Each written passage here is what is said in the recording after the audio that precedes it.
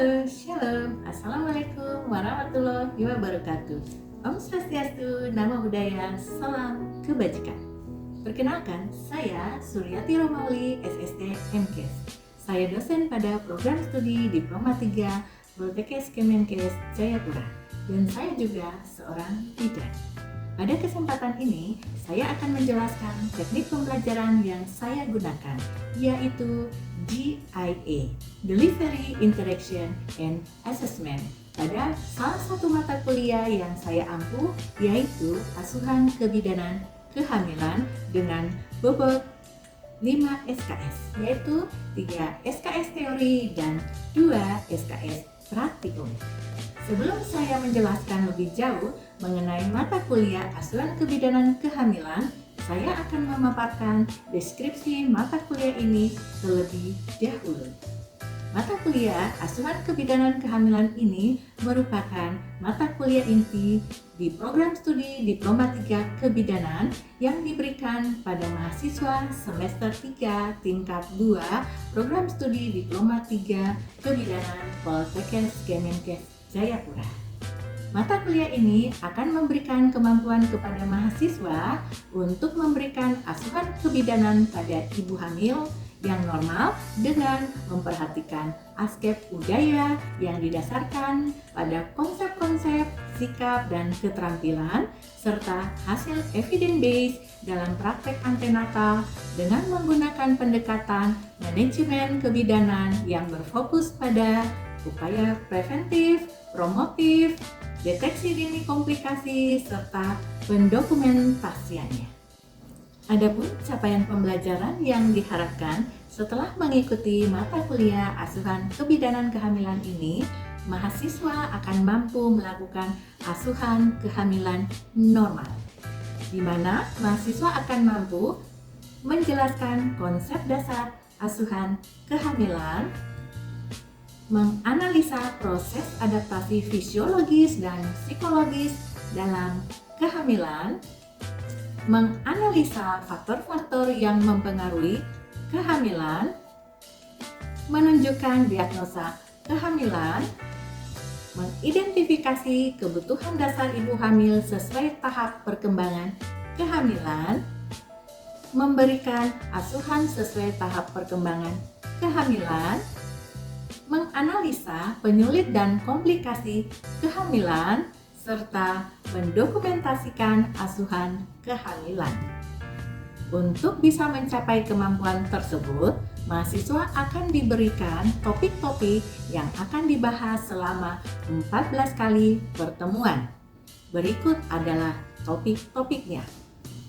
Konsep dasar asuhan kehamilan, proses adaptasi fisiologis dan psikologis dalam kehamilan, faktor-faktor yang mempengaruhi kehamilan, diagnosa kehamilan, kebutuhan dasar ibu hamil sesuai tahap perkembangan kehamilan, asuhan sesuai tahap perkembangan kehamilan, penyulit dan komplikasi kehamilan, serta mendokumentasikan asuhan kehamilan.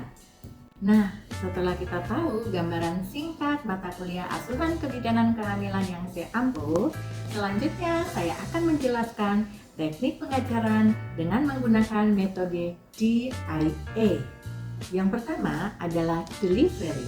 Bagaimana saya menyampaikan perkuliahan kepada mahasiswa?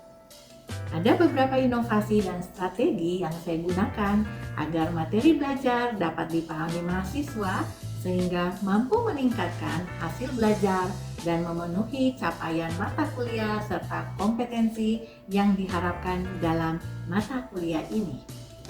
1. Penyampaian dengan menggunakan bahan ajar. Bahan ajar yang saya gunakan merupakan buku karangan saya sendiri dengan judul Asuhan Kebidanan Kehamilan yang diproduksi oleh Nuha Medica, Yogyakarta. Saya yakin dengan menggunakan bahan ajar melalui metode ceramah dan diskusi, mahasiswa dapat memahami konsep dan teori asuhan kehamilan secara menyeluruh yang nantinya menjadi dasar mahasiswa untuk mampu menerapkan asuhan kehamilan yang baik.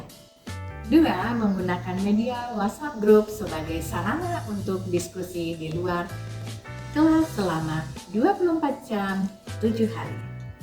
Saya juga tidak jarang untuk melemparkan topik-topik terkini agar diskusi dapat berjalan dengan lancar di dalam WhatsApp Group tersebut. Yang ketiga, saya menggunakan Google Classroom untuk berdiskusi juga dengan mahasiswa, memberikan feedback atas proyek-proyek yang mereka kerjakan. Terakhir adalah metode assessment. Bagaimana saya menilai mahasiswa? Pada pertemuan pertama, biasanya saya melakukan kontrak perkuliahan yang mana kita sepakati bersama. Di dalam kontrak perkuliahan tersebut memuat cara saya menilai dan bobot penilaian saya terhadap mahasiswa, sehingga mahasiswa dipastikan tahu lebih awal dan diharapkan bisa membuat strategi agar perkuliahan mereka bisa berjalan lancar dan mendapatkan nilai yang memuaskan. Berikut adalah skema penilaian yang saya sampaikan kepada mahasiswa. Kehadiran dengan bobot 10%, penugasan dengan bobot 10%, UTS dengan bobot 25%, UAS dengan bobot 25%, dan praktikum dengan bobot 30%. Selanjutnya, saya akan memberikan cuplikan pembelajaran saya dengan topik kebutuhan dasar ibu hamil dengan subtopik bahasan ketidaknyamanan dan cara mengatasinya.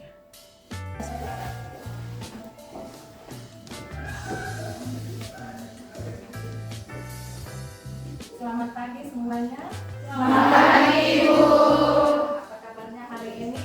Baik, Ibu. Semangat? Semangat, Ibu. Pagi ini ya, sesuai dengan jadwal kita, pada pagi hari ini kita akan membahas tentang mata kuliah asuhan kebidanan kehamilan. Nah, pada pagi hari ini kita akan membahas tentang kebutuhan dasar ibu hamil.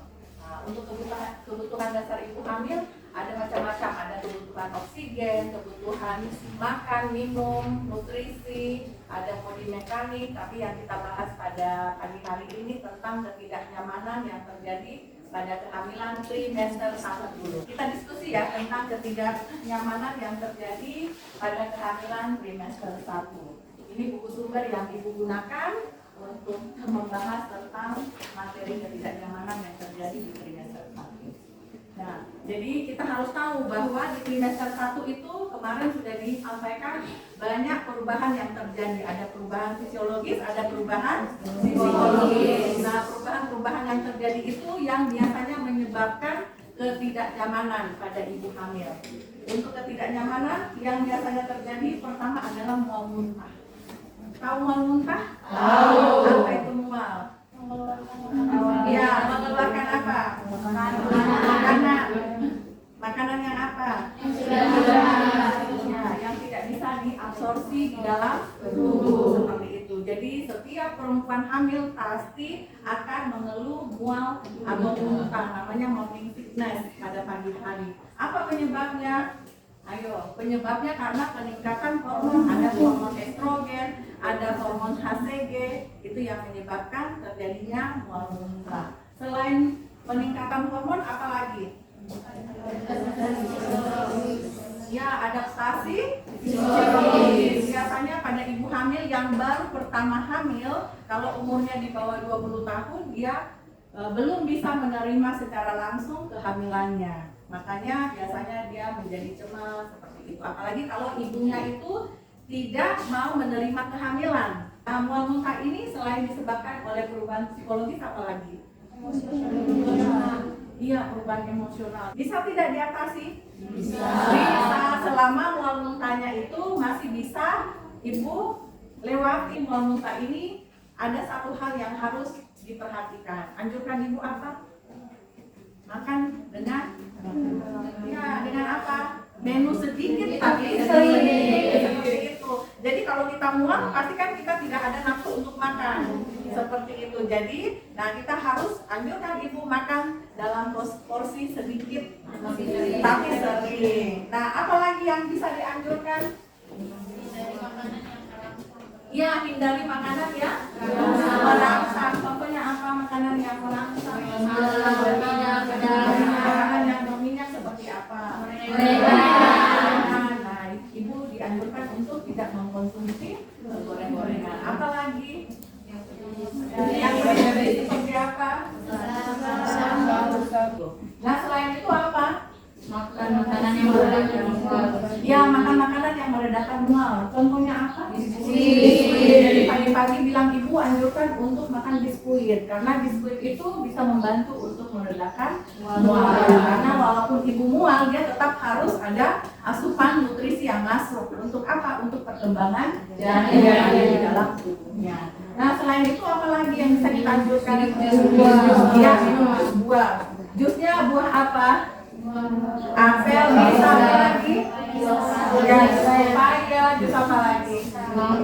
Jus semangka, terus apa lagi? Jus pisang, ya, jus jeruk. Nah, minum jus itu akan membantu ibu untuk mengurangi mualnya. Selain minum jus apa lagi?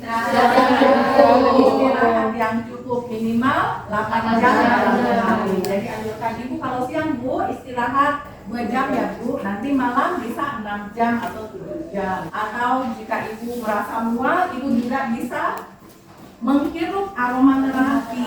Aromaterapi apa yang bisa dihirup? Lemon, aromaterapi jahe, atau ibu disuruh untuk meminum air jahe. Kenapa jahe? Karena jahe mengandung antiemetik. Apa itu antiemetik? Ayo, untuk merangsang supaya mual itu tidak berlebihan. Oke, kita lanjut lagi. Nah, selain mual muntah, ibu juga pasti akan merasakan sering kencing. Kenapa sering kencing? Iya, karena uterusnya semakin membesar, maka akan merangsang ibu atau uterus itu menekan kandungan sehingga ibu nanti akan sering kencing seperti itu. Nah, selain itu penyebabnya karena perubahan fisiologis di mana ginjal itu dia akan bergeser ke arah kanan. Nah, ginjal yang bergeser ke arah kanan dia akan menekan uterus sehingga ibunya nanti merasakan sering kencing seperti itu.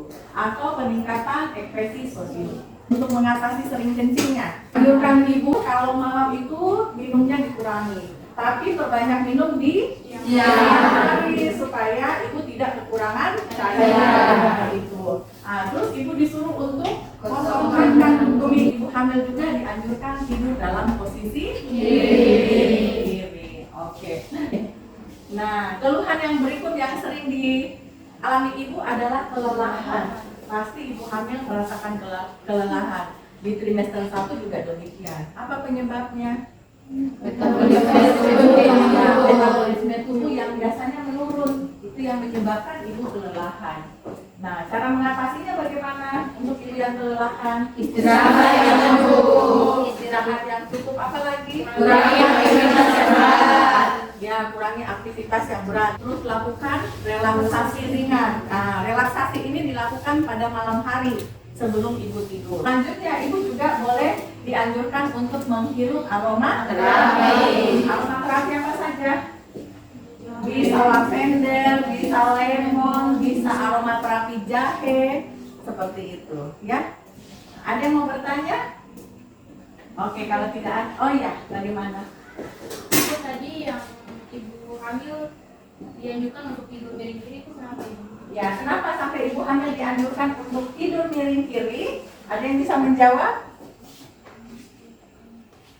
Ya, kalau ibu dianjurkan untuk tidur miring kiri karena di tubuh sebelah kiri itu tidak ada pembuluh darah yang besar.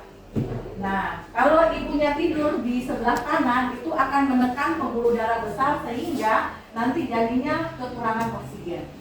Seperti itu. Selain keluhan tadi ada juga namanya pengeluaran lendir dari alat kelamin atau flor albus atau keputihan. Nah, keputihan ini ada dua macam, ada yang normal, ada yang tidak normal. Kalau yang normal itu keputihannya keluarnya tidak berbau, tidak gatal, tidak banyak.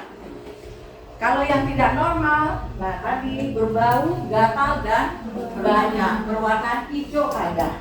Kalau yang normal cuma putih aja. Nah, apa penyebabnya? Peningkatan lendir. Peningkatan lendir vagina, atau karena pH asam vagina, atau karena ibu kurang apa? Kurang menjaga kebersihan alat kelamin. Misalnya ibunya cebok tidak bersih pas buang air besar atau buang air kecil, ibu tidak cebok bersih, atau ibu menggunakan cairan pencuci vagina. Nah itu juga tidak boleh, karena kalau ibu hamil menggunakan cairan pencuci vagina akan menyebabkan keputihan. Nah terus apa yang bisa diatasi untuk keputihan ini? Bersihkan alat kelamin Membersihkan ibu, membersihkan alat kelaminnya setiap buang air besar atau setiap buang air kecil. Terus rajin mengganti celana dalam. Terus gunakan celana dalam yang apa? Dari bahan katun. Yang katun ya, bukan dari bahan nilon, tapi dari bahan katun. Oke, kita lanjut lagi. Keluhan yang sering terjadi itu sakit kepala. Penyebabnya? Nanti ya, kalau ibunya stres, tidak mau menerima kehamilannya, jadi emosional, makanya pasti sakit kepala. Selain itu apa penyebabnya juga? Tegang otot. Yang seperti apa itu tegang otot?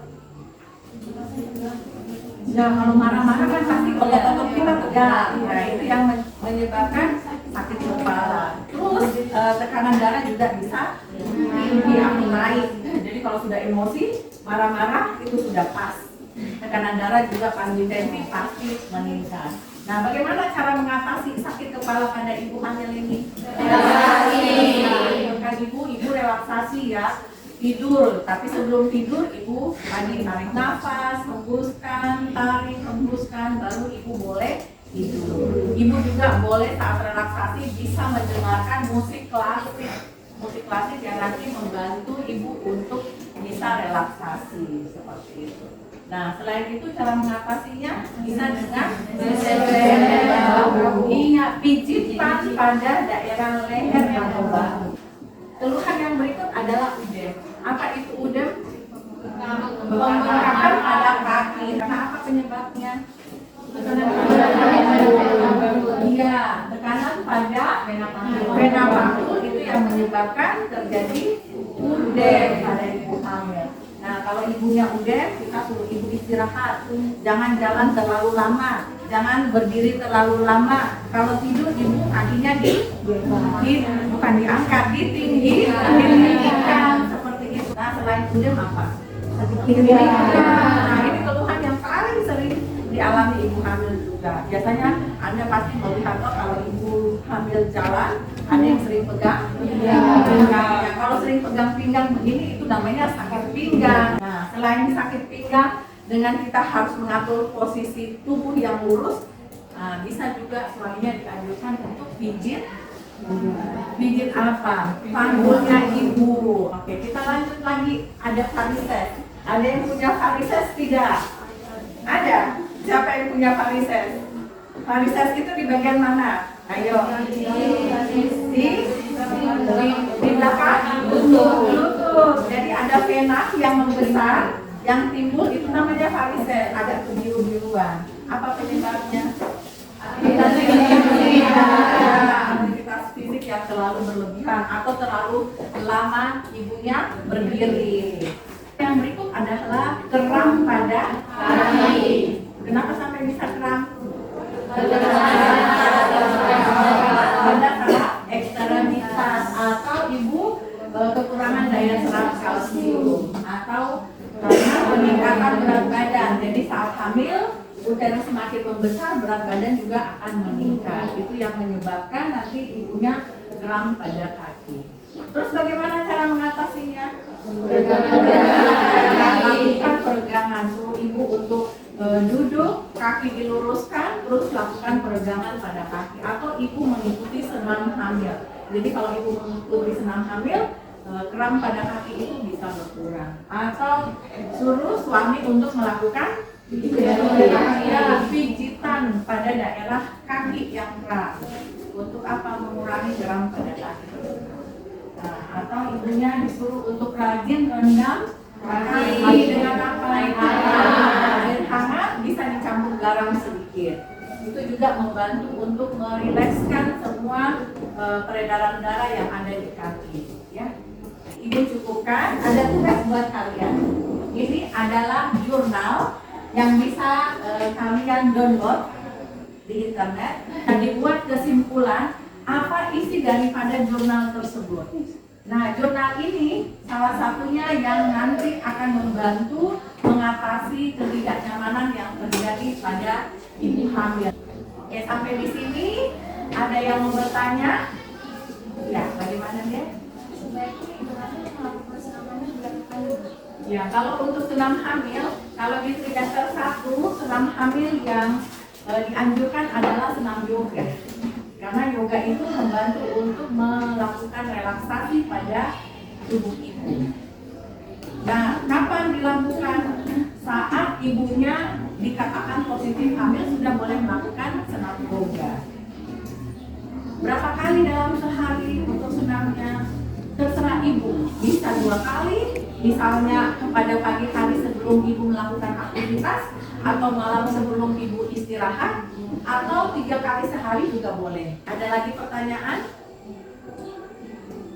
Oke, kalau tidak ada pertanyaan, materi kita pada pagi hari ini ibu cukupkan. Sekian dari ibu, kita ketemu lagi minggu depan ya. Terima kasih, selamat pagi semua ya. Selamat pagi, Ibu. Nah, itu tadi cuplikan saya mengajar kepada mahasiswa. Baik, itu saja yang bisa saya sampaikan pada video kali ini. Semoga bermanfaat. Burung dara, burung cendrawasih. Cari dulu di Papua. Cukup sekian dan terima kasih. Bye-bye.